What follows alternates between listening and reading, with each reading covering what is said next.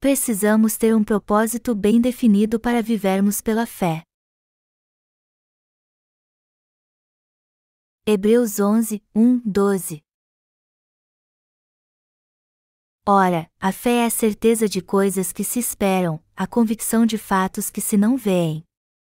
Pois, pela fé, os antigos obtiveram bom testemunho. Pela fé, entendemos que foi o universo formado pela palavra de Deus, de maneira que o visível veio a existir das coisas que não aparecem. Pela fé, Abel ofereceu a Deus mais excelente sacrifício do que Caim, pelo qual obteve testemunho de ser justo, tendo a aprovação de Deus quanto às suas ofertas.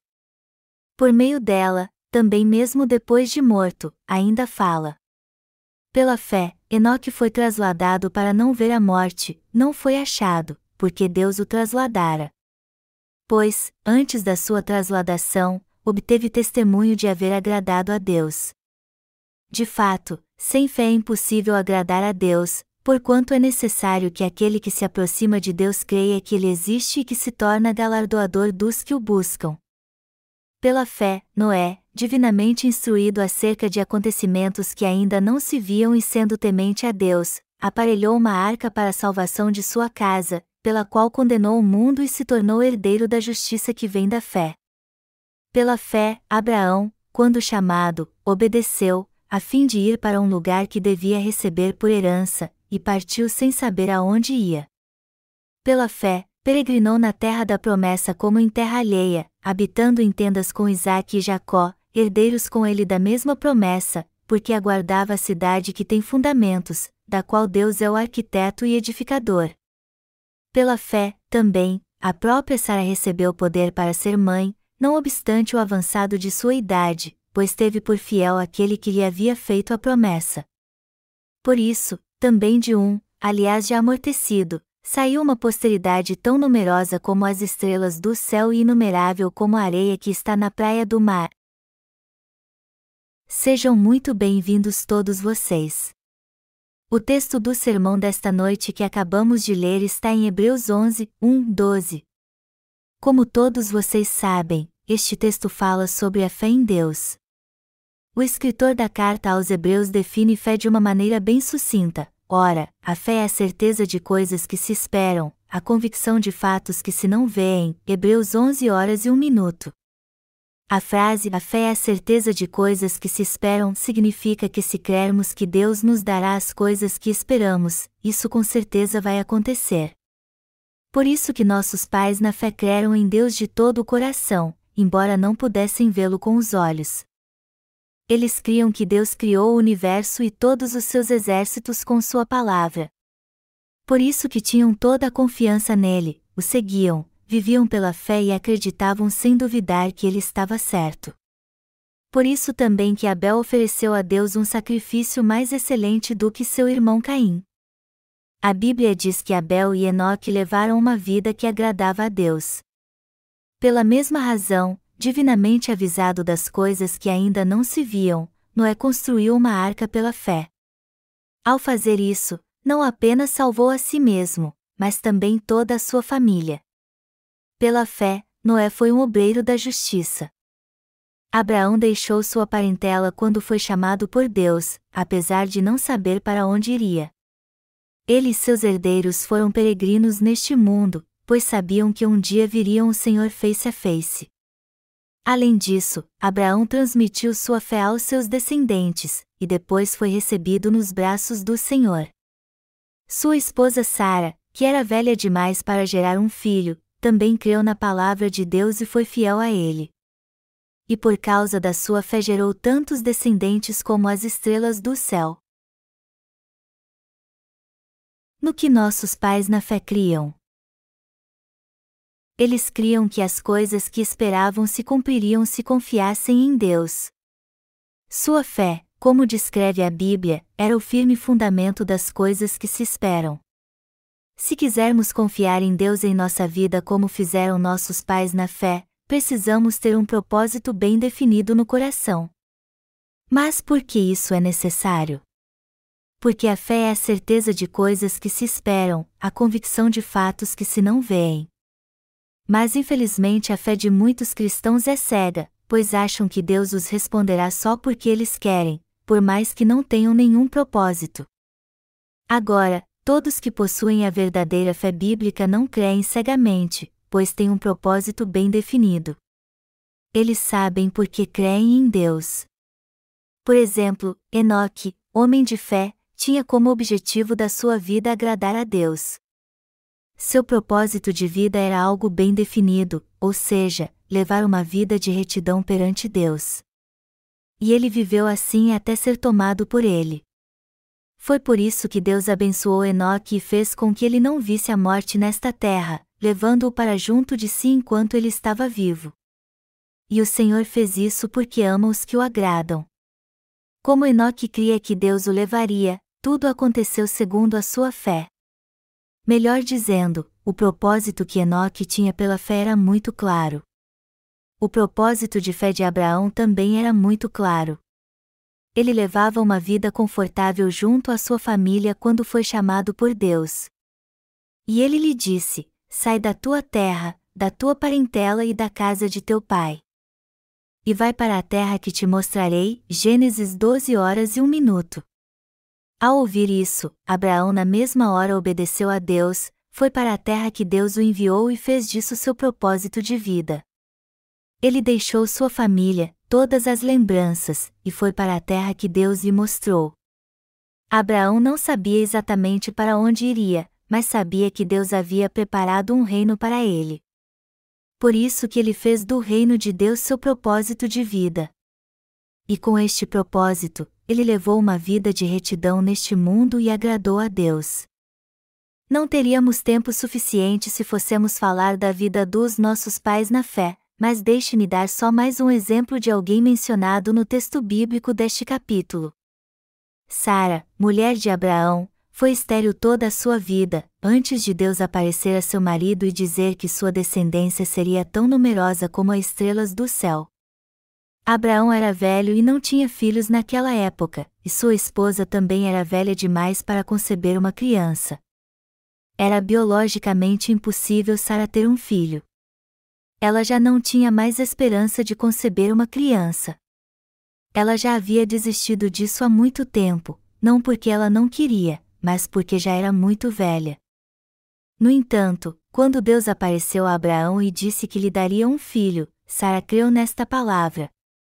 Gênesis 18 diz o que aconteceu quando ela ouviu a promessa. Deus enviou seus anjos a Abraão, e enquanto conversavam Sara ouviu quando um deles disse ao seu marido que ela dentro de um ano teria um filho. Ao ouvir isso, Sara riu como se não acreditasse. Humanamente ela deve achado um absurdo o que o anjo disse, mas, por outro lado, deve ter se alegrado com o que ouviu. De todo modo, Sara riu quando ouviu que teria um filho. O anjo então lhe perguntou por que ela estava rindo. A princípio Sara negou que estava rindo, mas o anjo lhe disse que ela estava rindo sim, e por isso seu filho se chamaria Isaque. Por fim, Sara deu à luz a um filho exatamente um ano depois, como Deus havia prometido. E Abraão finalmente teve um herdeiro, o filho da obediência gerado por Sara, sua esposa. Apesar de achar que era velha demais para ter um filho, Deus disse a Sara que ela o teria. E esta promessa a fortaleceu a ponto de fazê-la gerar um filho. Mas de onde veio esta força? Da sua fé, pois ela creu na fidelidade de Deus que prometeu a ela um filho. A Bíblia nos diz que a verdadeira fé é confiar em Deus e na sua palavra.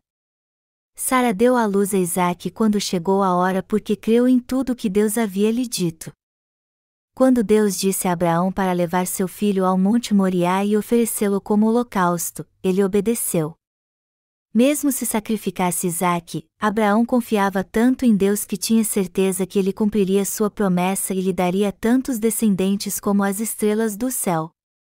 E já que creu em Deus e na sua palavra de todo o coração, ele não hesitou em sacrificar Isaque como holocausto. Mas quando estava pronto para sacrificar seu filho, Deus lhe disse: Abraão, Abraão, não faças mal a Isaque, pois agora sei que tu me amas mais do que a teu filho. Eu preparei um carneiro para ser oferecido no lugar dele. Abraão, homem de fé, gerou inúmeros descendentes nesta terra que creram em Deus como Ele, e tudo isso pela fé. Por isso que você e eu estamos aqui. Todos nós precisamos ter um alvo muito claro na nossa vida de fé. Devemos ter um propósito para crermos em Deus. E precisamos perguntar a nós mesmos com qual propósito temos vivido até hoje. Devemos ter o desejo de possuir a verdadeira fé em Deus e viver por este propósito espiritual. Se nosso propósito for bom e espiritual aos olhos de Deus, Ele certamente fará com que o alcancemos. Se desejarmos cumprir nosso propósito e orarmos por isso, Deus nos responderá com toda certeza. Por isso que é muito importante entendermos que ter um propósito na nossa vida de fé é algo indispensável. Enoque, Abraão, Noé, todos que viveram pela fé em Deus tinham um propósito bem definido. O alvo da fé destes homens era algo espiritual perante Deus. Mas se seu objetivo não fosse espiritual, Deus não seria com eles e muito menos os ajudaria a alcançá-lo. Deus conhece nossa mente e coração. Por isso que nós que cremos no Evangelho da Água e do Espírito devemos ter clareza de propósito para alcançarmos tudo o que desejamos. É claro que nem tudo dará certo em algumas ocasiões porque somos fracos ou pensaremos em desistir do nosso alvo espiritual por causa das lutas, mas Deus nos conhece muito bem. Então, se quisermos mesmo viver pela fé em Deus, não devemos apenas crer no Evangelho da Água e do Espírito e receber a remissão de pecados, mas também ter um propósito espiritual bem definido perante Ele. Devemos pedir a Deus também que cumpra este propósito, se isso for do seu agrado. Temos que pedir ajuda a Deus para alcançar nossos objetivos espirituais e confiar nele apenas. Este deve ser o alvo final de todos que creem na justiça de Deus. O propósito de vida dos justos, em outras palavras, é ter fé na justiça de Deus. E é o próprio Deus que os leva a viver assim. Como Abraão, eu também tenho minhas falhas. Mas apesar disso, eu tive um claro propósito de vida depois que conheci a justiça do Senhor e recebi a remissão de pecados. Eu disse a mim mesmo, agora que recebi a remissão de pecados, qual deve ser meu propósito de vida? E a resposta era muito clara.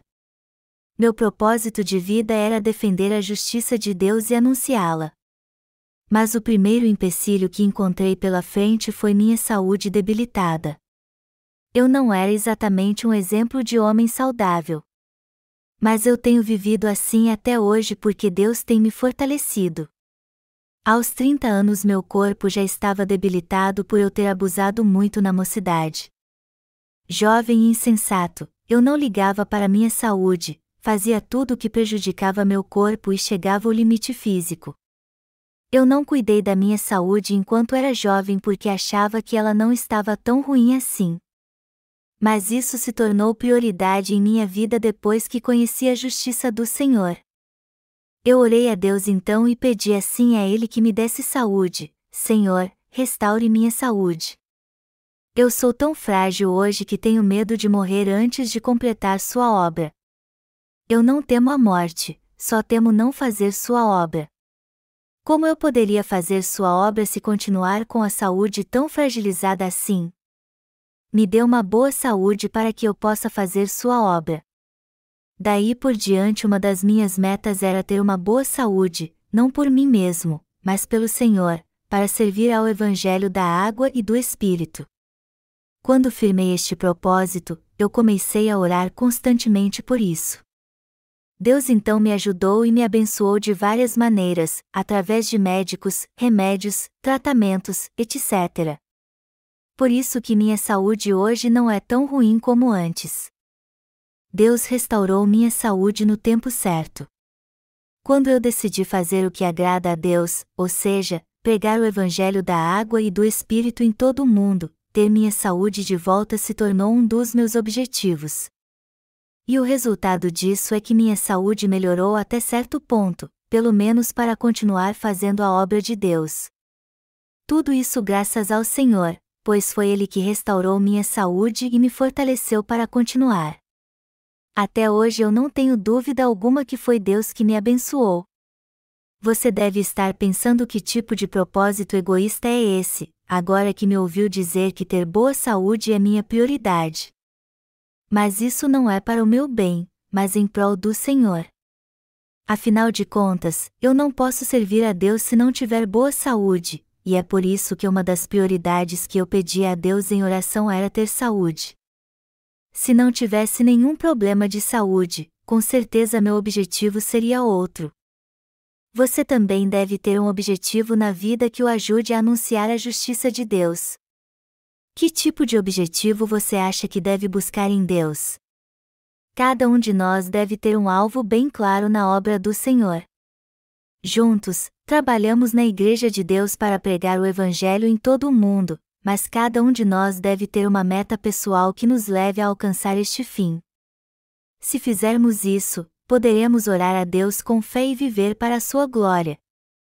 E como não estamos pedindo a Deus nada ruim, sabemos que Ele com certeza nos ajudará e responderá nossas orações. Se tivermos uma fé inabalável, veremos se cumprir em nossa vida a palavra que diz que a fé é a certeza de coisas que se esperam, a convicção de fatos que se não veem. Deus fará com que nossos sonhos se tornem realidade. E isso é um propósito de fé espiritual. Se você não tem boa saúde, faça disso uma prioridade em sua vida. Há muito tempo temos servido ao Evangelho da água e do Espírito sem cessar, e a saúde de muitos de nós ficou abalada por causa disso.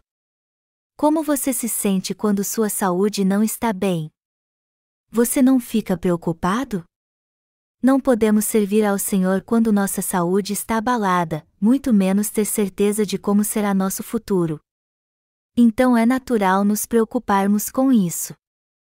E é justamente por isso que é tão importante cuidarmos muito bem da nossa saúde. Se não tivermos saúde, devemos buscar orientação em Deus porque isso deve ser prioridade em nossa vida. Devemos confiar em Deus e ter a certeza de que Ele restaurará nossa saúde. Todos nós precisamos ter fé na justiça de Deus. Pela fé também devemos ter um propósito espiritual em nossa vida e orar a Deus para alcançá-lo. Todos que hoje têm fé foram ensinados pelos pais da fé. Embora Moisés tenha crescido no Egito por ter sido adotado por uma princesa daquela nação, ele foi criado pela sua verdadeira mãe e ela o ensinou a ter fé em Deus. Desde que era amamentado pela mãe e durante toda a sua infância, sua mãe o ensinou a ter fé em Deus e sempre lhe dizia: "Você é hebreu e faz parte do povo de Deus. Ele escolheu você e o usará como seu instrumento." Há 430 anos o povo de Israel tem sido escravo no Egito, mas Deus o usará para libertar a nação. Esta é a vontade de Deus. É nisso que eu creio.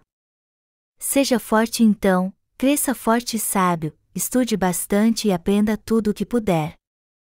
Um dia você vai precisar de tudo isso. Apesar de Moisés ter sido adotado pela filha de Faraó, sua verdadeira mãe sempre estava por perto, ensinando-o a ter fé. É claro que ela não pôde mais estar perto dele quando ele cresceu, mas antes ela o ensinou a ter fé, embora ele morasse no palácio de Faraó, já que foi adotado por uma princesa do Egito.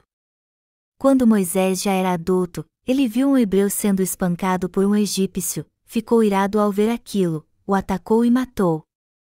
Depois escondeu o corpo do egípcio na areia para ocultar o homicídio, mas alguém viu tudo e o boato se espalhou. Todos começaram a comentar como Moisés tinha defendido um hebreu, matado um egípcio e escondido seu corpo na areia. Por fim, as notícias chegaram aos ouvidos de Faraó. Já havia muitos boatos sobre Moisés e sua lealdade, já que todos sabiam que ele era hebreu. Só que ninguém tinha coragem de falar sobre isso abertamente porque ele era filho adotivo da filha de Faraó. Mas como havia matado um egípcio para defender um hebreu, sua lealdade foi questionada por todos. Faraó achou inaceitável a atitude de Moisés, o que o levou a fugir para a terra de Midian. Mas por que ele se arriscou tanto para defender um hebreu? Porque ele desistiu de uma vida de privilégios que tinha no palácio e fugiu para uma terra distante. Porque ele sabia que fazia parte do povo de Deus e tinha um propósito bem definido em sua vida, que era ajudar seu povo. Até mesmo no exílio Moisés continuou fazendo a vontade de Deus. Ele cria em Jeová e tinha um propósito tão definido que pela fé abriu mão de todos os privilégios que tinha como príncipe do Egito. Moisés sabia que fazia parte do povo de Deus e servir ao seu reino se tornou seu propósito de vida. Por isso que ele conseguiu suportar todas as lutas e adversidades que enfrentou.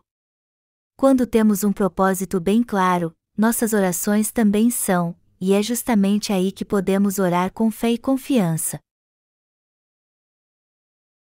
Se nosso propósito de vida for claro e espiritual aos olhos do Senhor, poderemos orar a Deus com confiança. Amados irmãos, todos que vivem pela fé em Deus querem agradar a Ele. Sansão foi escolhido por Deus ainda no ventre de sua mãe. Ele foi eleito por Deus. Mas como foi sua vida? Apesar de ter sido escolhido por Deus para ser o líder de Israel, Sansão acabou perdendo seu propósito de vida e passou por grandes dificuldades. Embora Deus tenha escolhido Sansão para ser líder do povo de Israel, ele cedeu às suas fraquezas e não cumpriu seu dever. E não somente ele acabou passando por um sofrimento indizível por causa disso, mas todo o povo de Israel também. Sansão foi capturado pelos filisteus, que furaram seus 2 olhos e impuseram ao povo de Israel o jugo pesado da opressão. Mas ele recuperou suas forças no templo dos filisteus quando orou assim ao Senhor: Deus, restaure minhas forças.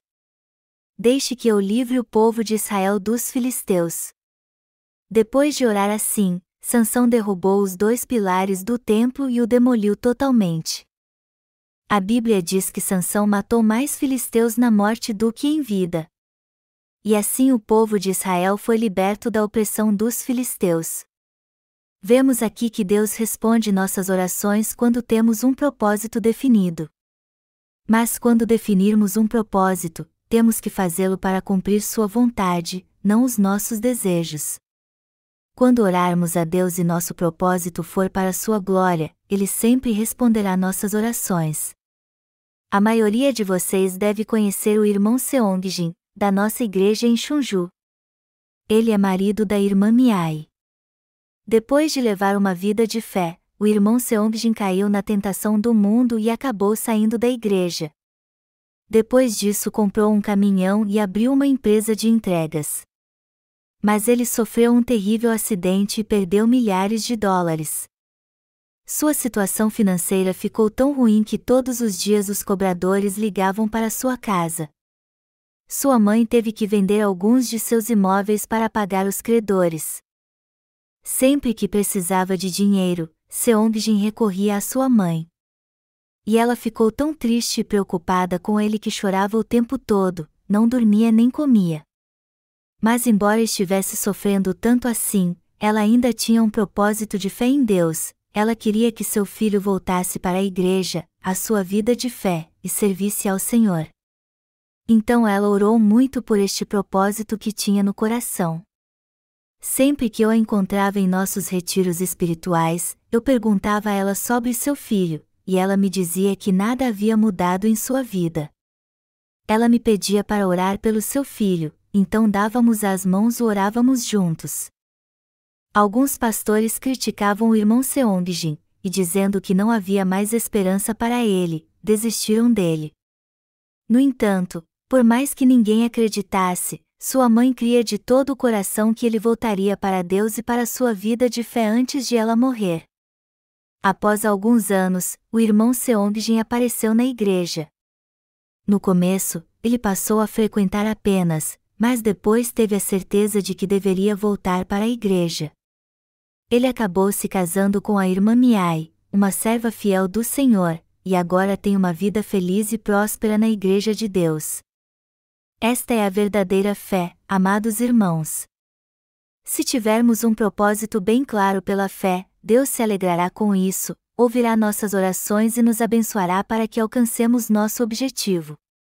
Ele nos responderá por causa da nossa fé. Esta é a verdade.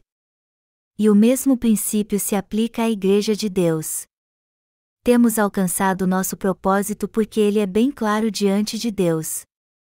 O propósito da Igreja de Deus é pregar o Evangelho da água e do Espírito em todo o mundo porque queremos agradar ao Senhor. E cremos que Ele nos ajudará porque oramos a Ele com fé. É assim que vemos diante dos nossos olhos a obra de Deus sendo realizada. E sempre veremos isso acontecer. Sendo assim, viver pela fé em Deus é ter um propósito claro que agrada a Ele e orar para que isso se realize. É assim que o povo de fé deve viver. Nossas orações não são sinceras quando nosso propósito não é bem definido. Os doentes nunca serão curados se não se preocuparem com sua doença. Nós que cremos no Evangelho da água e do Espírito morreremos um dia, mas iremos para o reino dos céus. Você tem certeza que irá para o reino dos céus? Se não tem certeza disso, você precisa ter uma conversa séria comigo depois do culto, mesmo que isso leve a noite inteira. Como eu disse antes, todos nós que cremos no Evangelho da água e do Espírito cedo ou tarde iremos para o reino dos céus. Mas se algo de ruim acontecer conosco nesta terra, não poderemos pregar o Evangelho. Por isso, é muito importante termos boa saúde para vivermos pela fé, termos um propósito bem claro na nossa vida de fé, e cumprirmos a missão que o Senhor nos deu até sua volta. É aí que Deus cumpre nosso propósito. Quando temos um objetivo bem definido, podemos fazer uso da fé e orar a Deus para alcançá-la. E Ele sempre responde às nossas orações e nos abençoa para cumprirmos nossas metas. É assim que vivemos pela fé e todos devem viver também. Como você, eu também tenho um propósito de fé na minha vida. Eu tenho tanto a dizer sobre isso que poderia ficar aqui a noite inteira ou meses pregando. Depois que recebi a remissão de pecados, eu me mudei e fui morar na cidade de Sokchok. Naquela época minha situação estava tão difícil que eu mal conseguia fazer a obra do Senhor. Então eu disse a Deus: Senhor, olhe para mim. Veja como sou miserável. Eu não sou seu servo. Por que tu me colocaste nessa situação tão difícil? Eu sei que devia estar ocupado fazendo sua obra, mas não tenho condições de fazer isso. O que estou fazendo aqui em Sokchok, nesta cidadezinha de pescadores? Como tu esperas que eu me adapte a uma cidade pequena, já que minha vida inteira eu morei numa cidade grande? O que estou fazendo neste lugar tão atrasado? Eu não posso nem fazer sua obra aqui. Eu estou envergonhado. Veja como essas pessoas olham para mim de nariz em pé. Como é que o Senhor pode me arrastar para este lugar e quer que eu conviva com essas pessoas? É constrangedor e vergonhoso. Mas apesar das dificuldades, eu queria fazer a vontade de Deus em minha vida. Naqueles dias, eu estava passando por uma situação muito difícil, tanto física como espiritualmente. Eu exercia o pastorado numa grande igreja antes de ir para Sokchok e me sentia totalmente abandonado. E como eu não entendia o que estava acontecendo, eu procurei entender qual era a vontade de Deus em minha vida. Então eu pensei: eu tenho sido fiel à obra do Senhor até hoje, então Ele deve ter tido uma razão para me fazer passar por tal situação. E quando eu procurei o motivo pelo qual Deus tinha me enviado para Sokchok, eu acabei descobrindo que ninguém estava pregando o Evangelho da água e do Espírito ali. Havia muita gente pregando sobre a cruz, mas ninguém estava pregando o Evangelho da água e do Espírito. Então eu disse a Deus: Senhor, foi tu que me enviaste aqui para pregar o Evangelho da água e do Espírito. Se está à sua vontade, eu vou obedecer. Eu vou pregar este Evangelho às pessoas como tu desejas. Foi assim que eu decidi fazer a vontade de Deus. Então orei a Ele: Senhor, eu vou pregar o Evangelho da água e do Espírito a todos aqui, como tu queres. Me ajude então a cumprir seu desejo. Amados irmãos, Quando nosso propósito está claro diante de Deus, Ele o cumpre para nós. Quando eu precisei de recursos financeiros para pregar o Evangelho, eu orei a Deus e Ele me deu. Quando a Igreja de Deus cresceu e eu precisei de obreiros, eu orei a Deus e Ele me deu mais obreiros. E quando eu precisei de mais obreiros para pregar o Evangelho no mundo, sempre que eu orava a Deus Ele me dava muito mais. Assim é a fidelidade do nosso Deus. Deus ouve todas as nossas orações e provê tudo o que precisamos para alcançarmos nossos objetivos. Ele é o Deus verdadeiro que eu encontrei quando estava perdido, o mesmo Deus que todos os servos da Bíblia encontraram. Até hoje eu oro a Deus com um propósito bem definido. Quando preciso de recursos financeiros, eu peço a Ele tudo o que careço para pregar o Evangelho. Já que a situação neste mundo está cada vez mais difícil, precisamos cada vez mais de recursos financeiros. O Evangelho da água e do Espírito seria pregado com mais eficácia se dependêssemos apenas do nosso trabalho árduo? Vá de porta em porta pregar o Evangelho para ver se você vai conseguir. Não vai. É melhor pregarmos o Evangelho da água e do Espírito através do nosso Ministério de Literatura e disponibilizar gratuitamente nossos livros a todos neste mundo. E como todos eles são de graça, qualquer um que quiser poderá lê-los. O que acontecer depois vai depender da própria pessoa. Quem crer na fidelidade do Evangelho da água e do Espírito crerá nele. Mas quem não crer nisso também não crerá neste Evangelho. Mas nós temos a certeza perante Deus que fizemos a nossa parte. O que acontece depois que cada um ouve o Evangelho de nós é responsabilidade sua. Se alguém crer, ele será salvo e receberá as bênçãos de Deus. Se não crer, trará maldição sobre sua vida. Assim a vontade de Deus será cumprida nesta terra. Nós sabemos por experiência própria que se trabalharmos com um firme propósito em nosso ministério, Deus com certeza nos ajudará. Devemos então ter um objetivo bem definido em nossa vida de fé. Se você estiver doente ou com a saúde fragilizada, tenha como objetivo ser saudável. Assim Deus fará com que você recupere sua saúde. Quando nosso objetivo for para a glória de Deus e vivermos para agradá-lo, Ele com certeza estará ao nosso lado ao longo do caminho e nos abençoará. Eu creio nisso de todo o coração e peço a você que também creia. Tenha um propósito bem definido em sua vida de fé, peça a Deus em oração para que lhe ajude a alcançá-lo, e confie de todo o coração que Ele fará isso. Assim você verá que Ele responderá todas as suas orações.